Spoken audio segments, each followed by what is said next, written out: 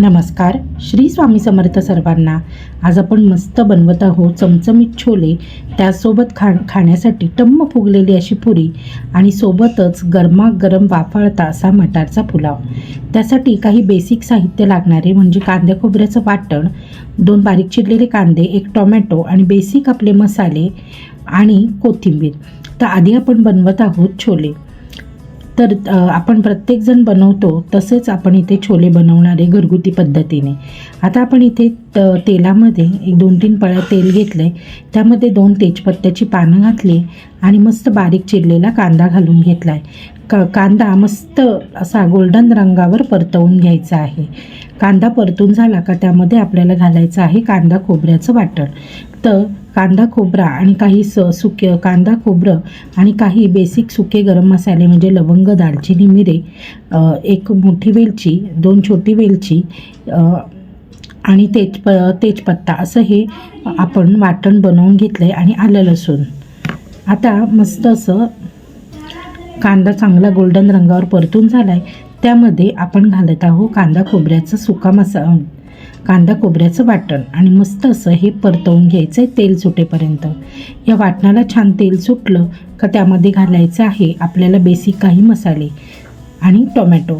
तर आधी आपण घालतो आहे टोमॅटो थोडासा परतवून घ्यायचा आहे आणि आपण जे मसाले काढून घेतलेले आहेत ते मसाले घालायचे आहे।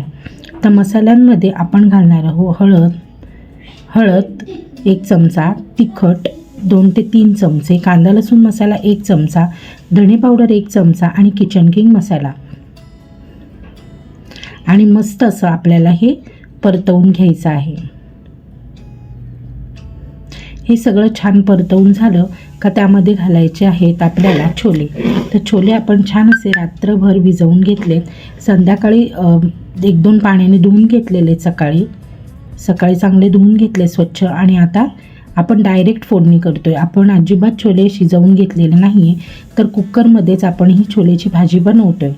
3 ते 4 शिट्ट्यांमध्ये खूप सुंदर आणि खूप छान असा हे जे छोले ते शिजले जातात। आणि आजी आपण शिजवून छोले घालतो आणि अशा पद्धतीने जे छोले करतो त्यामध्ये खूप फरक होत असतो आणि भाजी खूप सुंदर आणि छान अशी तयार होते, कारण प्रत्येक मसाल्याचा अर्क ह्या छोलेमध्ये उतरला जातो आणि खूप सुंदर भाजी तयार होते। तर आता आपण हे मसाला आणि छोले चांगले परतवून घेतलेत, त्यामध्ये आपण घालत आहोत गरम पाणी घातलं का मस्त असं आपल्या छोलेच्या भाजीला मस्त तरी येईल। तर आपल्याला जसं हवं तितकं पातळ आपल्याला भाजीला पाणी घालायचं आहे, मीठ घालायचं आहे चवीपुरतं आणि झाकण लावून आपल्याला या कुकरच्या 3 ते 4 शिट्ट्या करून घ्यायच्या आहे मीडियम आचेवर। 4 शिट्ट्यांमध्ये खूप सुंदर छोले भिजले जातात आणि भाजीसुद्धा मस्त अशी चमचमीत अशी तयार होते। आता आपण ही लपथपीत अशी ही भाजी करणार आहे, खूप जास्त पातळ नाही आणि अगदी घट्ट नाही, अशा पद्धतीची ही भाजी तयार होणार आहे। तर आता आपल्या कुकरच्या शिट्ट्या झाल्यात आणि आपण कुकर थंड होईपर्यंत बाजूला ठेवूया आणि बनवून घेऊया मस्त असा पुलाव। फक्त मटार घालून आपण हा पुलाव बनवतोय। त्यासाठी काही बेसिक मसाले, गरम मसाले म्हणजे दालचिनी, लवंग, मिरे आणि 1 वेलची, 1 मोठी वेलची, 2-3 छोटी वेलची आणि जिरं। आता इथे एका कढईमध्ये आपण घातलेलं आहे 1 ते 1.5 पळी तेल आणि 2 ते 3 चमचे तूप घालणार आहोत। तुपाने जे वाटाण्याचा पुलाव जो आहे, वाटाण्याचा भात, त्याला खूप छान टेस्ट येते, रिचनेस येतो आणि मस्त अशी चकाकी येते। त्यामुळे आपण इथे तेल आणि तूप असं दोन्ही वापरलेलं आहे। आता यामध्ये घालायचं आहे आपल्याला जे गरम मसाले घेतलेले ते, म्हणजे आधी आपण घालतोय तेजपत्त्याचे पानं 2, नंतर त्यामध्ये 1 चमचा जिरं, 1 इंच दालचिनीचा तुकडा, 2 छोटी वेलची, 1 मोठी वेलची आणि 4-5 लवंगा आणि 4-5 मिरे, 1 दालचिनीचा तुकडा, अशा पद्धतीचा हे गरम मसाले आहेत। त्यामध्ये आलं लसूण कोथिंबीरीची पेस्ट घातलेली आहे आणि मस्त असं परतवून घ्यायचं आहे। मसाल्याचा कच्चेपणा दूर झाला का त्यामध्ये घालायचे आहे मटार छान 2 पाण्यांनी धुवून घेतलेले आहेत आणि ही मटारसुद्धा आपण यामध्ये घालतोय।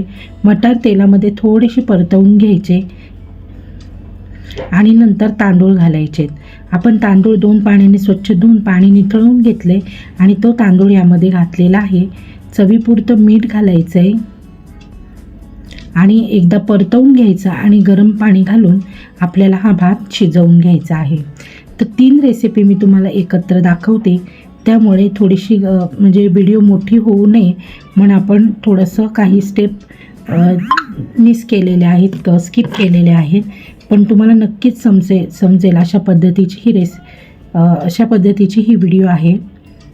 गरम पाणी घालून मस्त अशी आता हे बघा भाताला मस्त अशी उकळी आलेली आहे. आता आपण व्यवस्थित परतवून घेऊ आणि झाकण ठेवून एक 5 ते 10 मिनटं आपण हा भात जो आहे हा वाफेवर शिजवून घ्यायचा आहे. 10 मिनटं झाली आहेत आणि आपला भात जो आहे तो सुद्धा मस्त असा शिजलेला आहे, वाफाळला आहे मस्तपैकी. हे बघा. आता हा भात सुद्धा साईडला ठेवायचा आहे आपल्याला आणि आपण पुरीचं पीठ मळून घेणार आहे. हे बघा मस्त. तर पुरीचं पीठ मळायच्या आधी आपल्या कुकरची जी वाफ आहे ती गेलेली आहे, तर भाजी शिजली आहे की नाही ते बघूया. जर शिजली नसेल तर पुन्हा एकदा आपण 2 शिट्ट्या करून घेऊ शकतो पुरी होईपर्यंत. तर शिट्ट्या करण्याची अजिबात आवश्यकता नाही, इतकं सुंदर आपला जे छोले ते शिजलेले आहेत.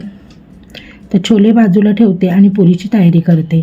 तर इथे मी घेतलेले आहे 5 वाट्या गव्हाचं पीठ आणि त्यामध्ये आपण घालणार आहोत 1 वाटी बेसन पीठ. बेसन पिठाने ज्या पुऱ्या आहेत त्या खूप छान अशा खुसखुशीत होतात आणि अजिबात तेलकट होत नाही.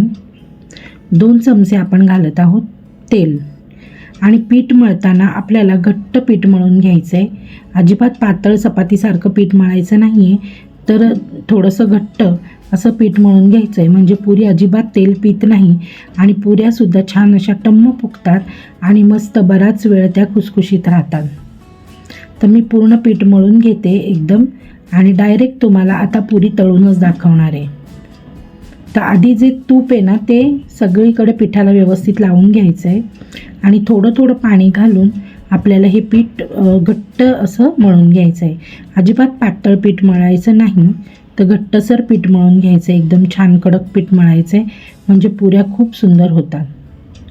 तर आता पुऱ्यांचं पीठ मळलेलं आहे, पुऱ्या करून ठेवल्यात आणि गरमागरम जेवणाच्या आधी आपल्याला ह्या पुऱ्या मस्त तळून घ्यायच्या आहेत. खूप सुंदर आणि खुसखुशीत पुऱ्या तयार होतात. खूप म्हणजे कमी तेलकट होतात.